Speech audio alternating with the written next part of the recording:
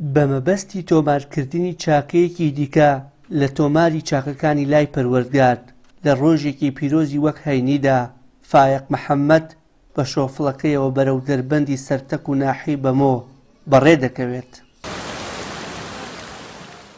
بەڵام لەگەڵ چوونە ژوورەوەی بۆ ناو دەربەندی سەرتەک ئۆتۆمبیلەکەی وەردەگەڕێتە ناو یەکێک لە دۆڵەکانی قەراغ ڕێگاکە و شۆفێرەکەی دەست بەجێ گیان لەدەست دەدات.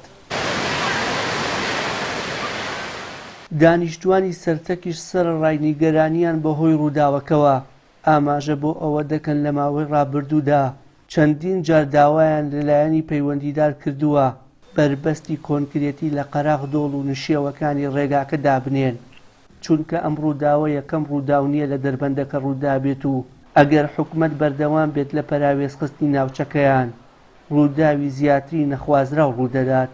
پۆلیس ئاسایی دەستیان خۆش بێ لەگەڵ خەڵکی گوندی سەرتەک بە هاوکاری خەڵکێکی زۆر توانیمان کابرا لەژێر سیارەکەی دەرکەین و بەڵام بەداخەوە وەفاتی کردو.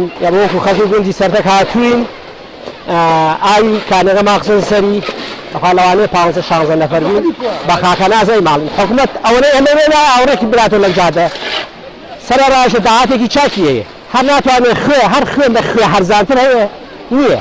ئەمە چەندین جارە ئەو ڕووداوە دووبارەیە بێتەوە، هەر کاتێک لە کاتی بەفربارین چەندین جار سیارە و شۆفر و ئەوانەشی تێکەوتووە بۆ هیواداری خەمێکی بخرێت لە ڕاستی ئەو بربەستەکەیە کە پێویستی بە ڕاگرێکە بکرێت بۆی تا ئێستا نەکراوە، یعنی تا ئێستا نەکراوە بۆ نەکراوە. ئیدارەی گەرمیان بەرپرسانی گەرمیان بەڕێوەبەری ناحیەی مەیدان ئەم ڕێگەبانە نابینن. بەهۆی بارینی بەفرێکی زۆر ژمارەیەکی بەرچاو لە گەشتیارانی ئیدارەی گەرمیان و ناوەڕاست و خواروی عێراق ڕوویان لە سەرتەک کردووە.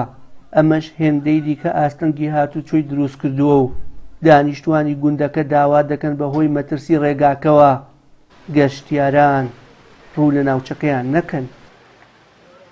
ئەو جادە بەستێتی تەنانەت بیلدۆزەری ئێستا کەوتەتە خوار و خاوەنەکەی گیانی لە دەستدا خوا ئافریکا. هیوادارین نەوت نییە لێرە کارەبانی، یعنی ژیانێکی زۆر ناخۆشە.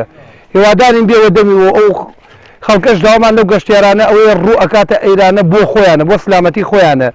سەیتەرەکەی خوارەوە کە ئەیان گەڕێنێت و ڕقی لە کەس نینی نییە، بە ئوسلوبێکی جوان بۆ خۆیەتی جادەکە بەستێتی و هۆکاری ئەوەیە نایڵێ خەڵک بێتەبان ئەوە لەبان و هەر ڕێگە قەتع بۆ ئەو دیوە.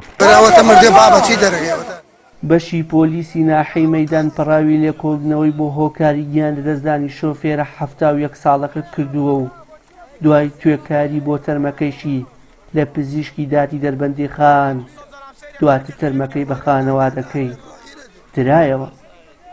وشیار محەممەد، کەناڵی ئاسمانی پەیام، سەرتەکی بەمۆی سەر بە ناحی مەیدان.